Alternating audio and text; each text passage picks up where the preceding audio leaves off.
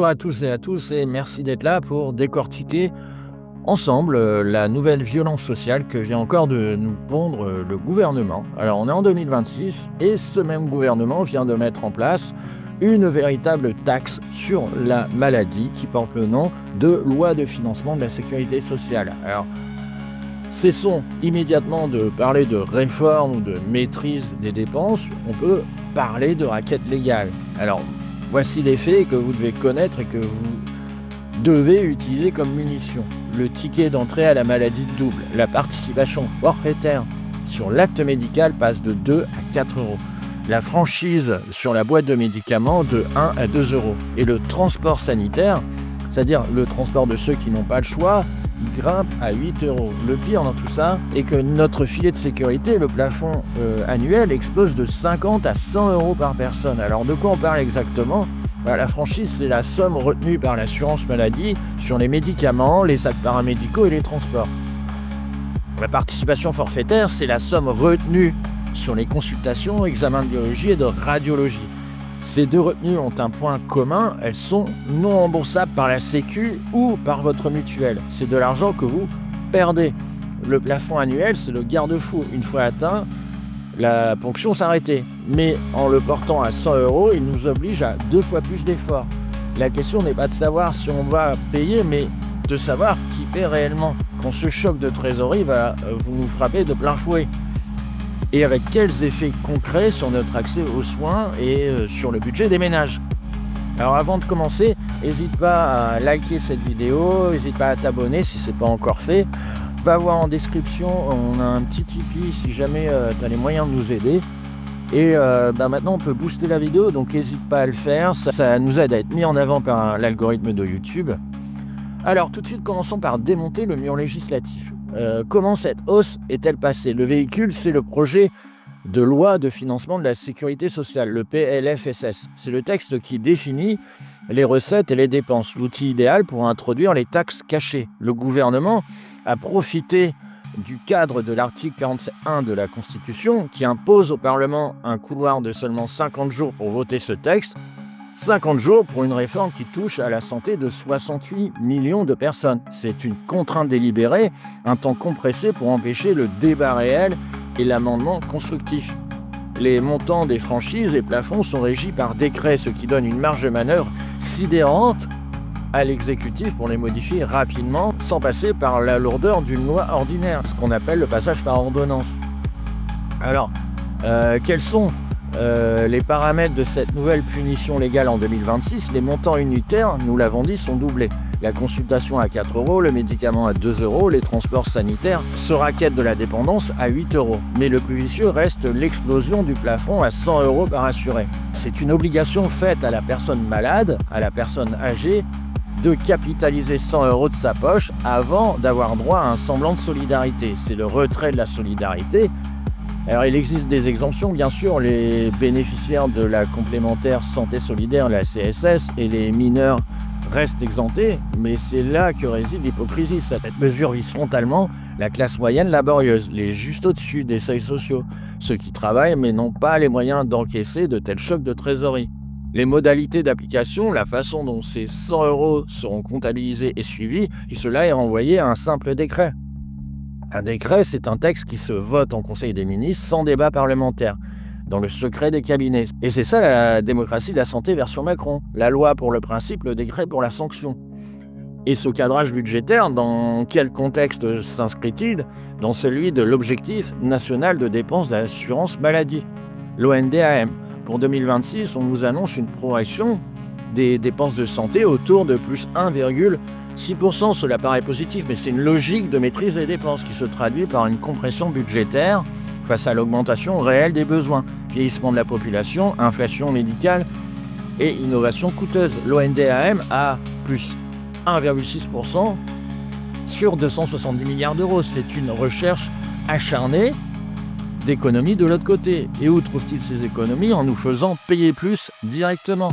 La hausse des franchises n'est pas un ajustement, c'est une pièce maîtresse dans leur logique d'austérité pour atteindre leur ONDAM contraint. Le message est clair, on ne trouvera pas les milliards dans la taxation des super profits ou dans la lutte contre l'évasion fiscale. On les trouvera en nous faisant payer notre propre droit à la santé. Alors, n'ont-ils pas rejeté le rétablissement de l'impôt sur la fortune et la taxe Huckman, hein?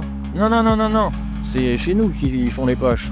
Regardons maintenant, au-delà des articles de loi et des milliards, les effets concrets et distributifs de cette réforme. Qui paie, quand et combien? Le gouvernement fait l'erreur de regarder le coût annuel moyen. Nous regardons la trésorerie des ménages. Le calendrier est le premier piège. Le pic de dépenses se concentre inéluctablement sur les mois de janvier, février et mars. Alors pourquoi? Parce que l'hiver est la période des épidémies, des grippes, des gastroentérites, des otites pour les enfants. Et c'est là que les consultations s'enchaînent, que les ordonnances se multiplient. C'est là que l'on atteint les plafonds. Le résultat, c'est un choc de trésorerie massif pour les ménages les plus fragiles, dès le début de l'année, au moment où les budgets sont déjà serrés après les fêtes. C'est une violence financière saisonnière programmée. Pour bien comprendre l'injustice, sortons du déni statistique et regardons les profits concrets sans tomber dans un pathos facile, juste avec les chiffres. Prenons l'exemple d'une salariée avec des traitements chroniques et des suivis réguliers, comme une personne diabétique ou asthmatique. Disons 3 consultations de généralistes et une de spécialistes par trimestre, plus 6 boîtes de médicaments par mois. En un trimestre, elle atteindra largement son plafond de 100 €. C'est 100 € de perdu entre janvier et mars. La machine a ponctionné et tourne à plein régime. Pensons à un parent solo non éligible à la CSS avec 2 enfants en bas âge, 3 maladies dans l'hiver, c'est 6 consultations, 24 € de participation, 6 ordonnances, 12 € de franchise, plus 2 actes paramédicaux par enfant, soit 8 €. Le plafond familial est de 300 €, soit 3 fois 100 €. Cet enchaînement d'actes en hiver fait monter l'addition à une vitesse fulgurante. Le parent solo sera contraint de choisir acheter le traitement ou faire les courses. Enfin, le cas le plus honteux, la personne âgée en rééducation après une fracture ou une opération. La répétition des transports sanitaires à 8 €, soit le trajet. Pour 3 trajets par semaine, pendant 2 mois, l'effort en transport seul dépasse les 100 €. On impose une pénalité financière à la convalescence et à la mobilité réduite. Ces profils ne sont pas des abstractions, ce sont nos parents, nos voisins, nos collègues. Les effets collatéraux de cette réforme sont aussi dévastateurs. Le risque de renoncement ou de retard de soins est la conséquence la plus grave. Face au pic de dépenses en début d'année, les gens vont repousser la consultation de contrôle dès l'achat d'un médicament qui leur semble secondaire. C'est la santé publique qui recule. De plus, la répartition ville-hôpital se trouve aussi sous tension. Si les gens renoncent aux soins de la ville, ils se présentent plus tard aux urgences avec des pathologies plus graves, ce qui augmente le coût et la pression sur un hôpital déjà contraint par l'ONDRM. L'hôpital devient le réceptacle des échecs de la politique de santé de la ville. Et n'oublions pas les complémentaires santé. Le gouvernement, pour financer la Sécu, leur impose une contribution exceptionnelle estimée autour de 2,05% de leur prime. Alors qui va payer? Évidemment nous. Le risque de répercussion sur les primes d'assurance pour 2026 et 2027 est réel, menaçant la couverture des classes moyennes, la rendant plus chère, voire inaccessible aux ménages les plus modestes. Nous en arrivons aux enjeux politiques, controverses et leviers d'atténuation. L'argumentaire gouvernemental servi à la presse et aux parlementaires est toujours le même. Il faut responsabiliser l'assuré, car le reste à charge moyen en France est jugé bas par rapport aux voisins européens. C'est un argument complètement cynique. La soi-disant responsabilisation n'est qu'une justification pour mieux nous ponctionner. Ils mettent en avant les exemptions nombreuses, comme les mineurs ou la CSS, pour faire croire que seuls les riches paient.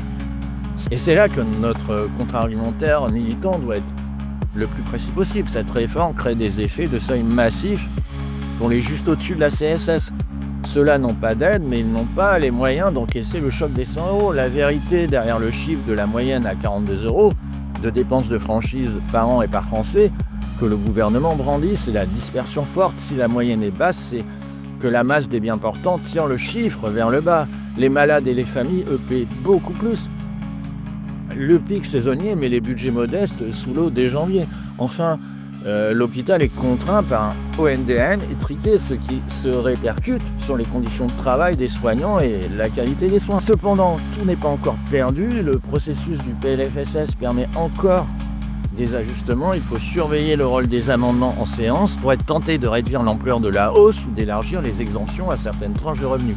Il existe aussi une marge réglementaire laissée à l'exécutif sur les montants et les plafonds par décret, mais notre pression doit être forte pour qu'il n'utilise pas cette marge pour aggraver la situation. Enfin, les arbitrages des complémentaires sur 2026 et 2026 sont cruciaux. Si elles absorbent une partie de la taxe au lieu de la répercuter, l'impact sera nettement atténué. Mais cela nécessite une pression politique et sociale pour que les mutuelles ne fassent pas passer la facture aux assurés. Face à cette violence, nous devons donner des pistes utiles au public.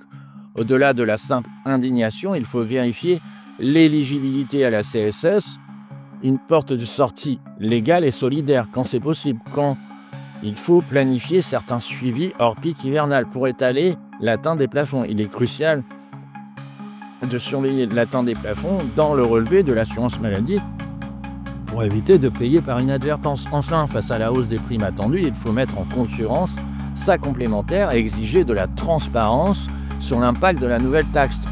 En conclusion, l'année 2026 déplace de manière lâche et idéologique une part significative de la charge de la santé vers les ménages et les organismes complémentaires. Le choc de trésorerie aura lieu dès le premier trimestre. Notre point de vigilance absolue doit se concentrer sur les effets concrets et mesurables de cette loi, l'augmentation du renoncement aux soins, la dégradation de l'accès aux soins de la ville et la charge accrue sur les urgences hospitalières. Notre ouverture est un appel, la bataille continue, nous devons suivre de près les décrets d'application, le vote final du PLFSS et l'évolution des grilles tarifaires des complémentaires. Notre santé n'est pas une marchandise et nous ne laissons pas cet esprit bouillard de merde de l'austérité la mettre en coupe réglée. L'heure est à la mobilisation. Voilà, si tu as aimé cette vidéo, abonne-toi, mets un petit pouce, n'hésite pas à la booster, ça nous fait progresser dans l'algorithme de YouTube et va voir en description, on a un petit Tipeee. À très bientôt pour continuer la lutte avec une nouvelle vidéo.